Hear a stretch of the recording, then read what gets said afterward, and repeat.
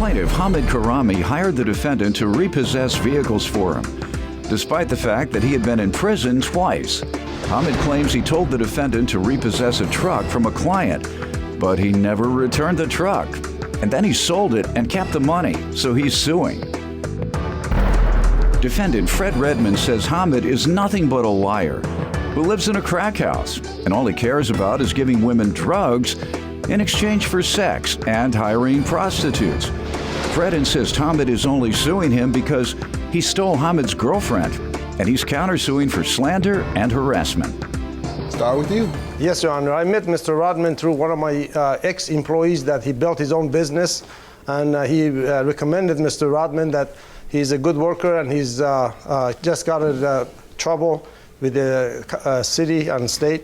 And so I met him, and I interviewed him. I already knew that he was in prison for breaking and entry, and also second time for pulling a gun on a repo.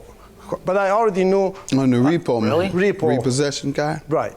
I already knew that he was convicted as those crimes. But I am known in my town that I give people opportunities to do better for themselves. Because when I came to this country, I didn't have nothing. I went to college. So, you know, I lived in a ghetto. I lived in a cockroach-infected area. And I work hard, and I believe in this country because this country is a land of opportunity. So even though I knew this person has got the capability of doing work, I give him a chance. Give him a third chance. Right. You already had two chances. This is the third chance. That's correct. So you're not only an employer of second chances, you're an employer of third chances. But if you That's see good. Most people only give second chances. Go ahead.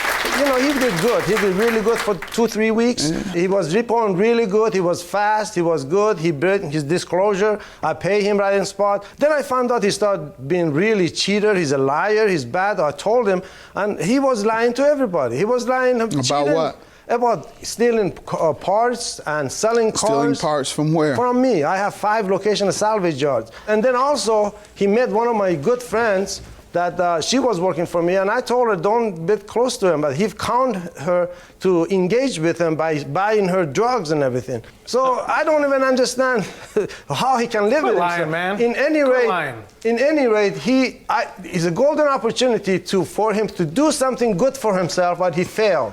And not even that. Let me hear from you, sir. You give me some background.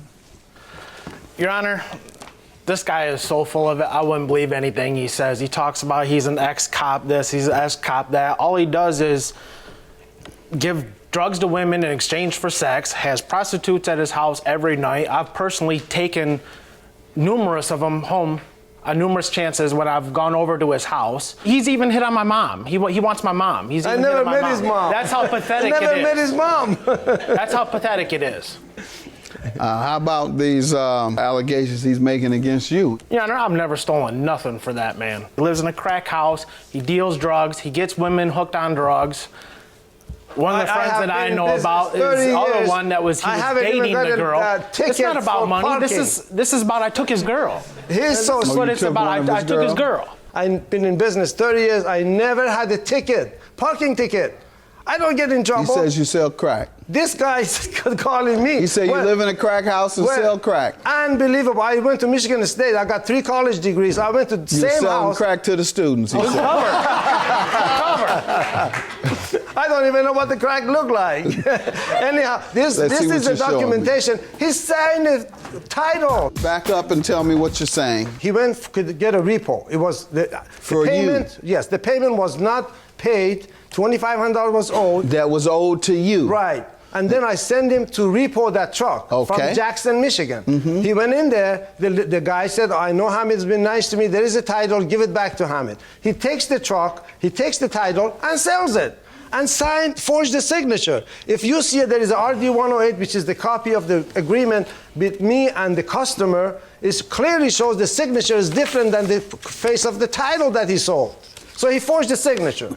How long was it before you recognized he wasn't coming back? Oh, till his wife of 3 weeks. She told me what it is. I went called him. I said, you got to pay for it. He said, no, I only sold it for $600. I'm going to pay you $600. Well, you said he admitted to selling. Exactly, he did. And then he said, I'll make payments on $600. I said, no way, you got to pay me $2,500. Now, there is two other employees that fired him for the same thing. Same thing. Because you had me fired. Their statement right I want there. to talk in your trash. To whom it may concern, Fred was fired for stealing towing money from the company. He worked from April 11 to October 11. There's another person. Fred had sold the car without satisfaction of lien.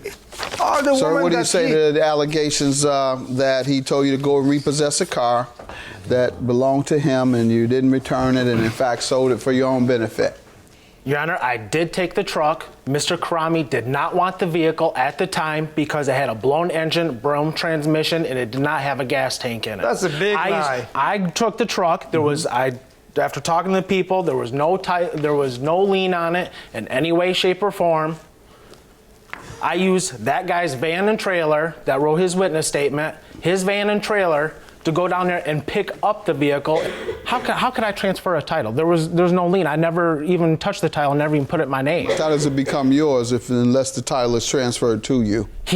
Because the people had the title. Mr. Karami did not have the title to the vehicle. You didn't, sir? We have a choice in Michigan to send the title to the lien holder or to the customer. Okay. In this case, the customer was one of my good customers. I sent it to him. He picked up the title, signed it, and sold it. Simple as that. And he sold his car. And at the time the vehicle broke down. How long after going to pick it up did he tell you could keep it and sell it? Before I even went and got it. Oh, okay. He said, go and get it and keep it. Yes, that's why I drove all the way down to Jackson and picked it up, because I had a buddy who needed the parts off. All right, and you didn't sign anything regarding any titles? No, Your Honor, no. Yeah, he stole his car too. Come on up, sir. Really, I don't even know who this guy is. State your name. My name's Hassan Abbas. What do you want to tell me? I used to have a Pathfinder Nissan over on Mount Hope, and he went to pick it up, supposed to take it to fix the starter on it. And this like 2 years ago, and that truck would disappeared. We didn't see it. Plus, I went to his work. Last job he said he get fired from.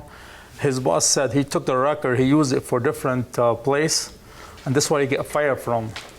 I don't even know who you are, man. So did he have job? Did he have references? What are you talking about? When you hired him? I hired him because one of my ex-employees that he built a good business, he said he needs a job, give him a chance. I understand. Did you check references? No, I didn't, no. Okay, why not?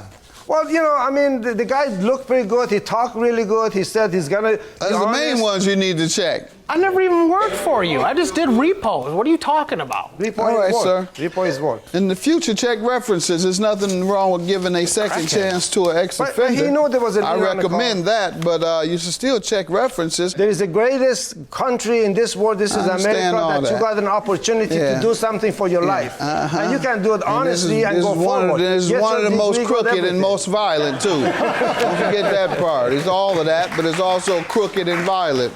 All right, sir. You highlighted two different signatures. I'm not quite sure what you're saying there. This is the title that he took from the customer. Is the person that purchased that vehicle. Purchased it from you. Purchased it from me. I had the title on his position, and he's got to sign it off to sell it to somebody else. In this case, the title was in Mr. Rotman's position and was sold. And this signature does not match his signature. So you're saying you have two different signatures, and he had possession of the title. Correct. At one point. Sir, did you ever have possession of the title? From picking up the vehicle and dropping it off. I never went to Secretary of State. So somebody did. Do you know how the title assignment by the seller was released? Yes, that would be him. I asked if there was liens on it. Your Honor, if I may, the state of Michigan cannot allow anyone to jump a title. That's a jump a title. Counterclaim for $2,800 for defamation and harassment. Yes, sir, because he keeps getting me fired. Everywhere I go for employment, he keeps getting me fired. I got fired from the one tow company because my license got suspended. No, you're not. What does that have to do with him? No, he keeps going to places that I have repossession contracts with car lots. How does he have to do with your license being suspended? No, I'm saying that particular job that he was talking about, that's why you got fired. Because of your driver's license. Yes. I got you. And he's got me fired from numerous car lots. How has he harassed you? In the last 2 weeks, he's went to my child's mom's house twice. Why do you think he's doing all this? He's pissed off I took his girl. No.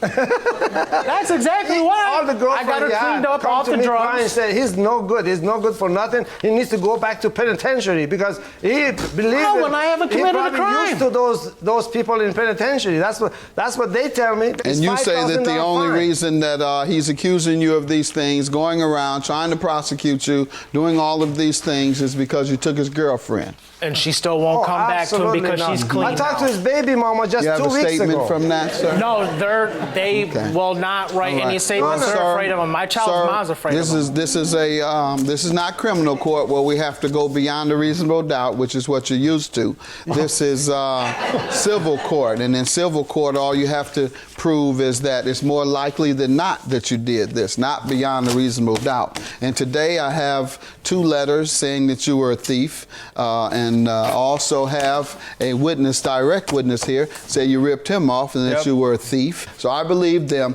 I'm going to dismiss your claim for slander and defamation. If he told someone that, it's because he believed it to be the truth, as I do, and therefore you are not entitled to a defamation claim. Judgment for the plaintiff. Yours is dismissed.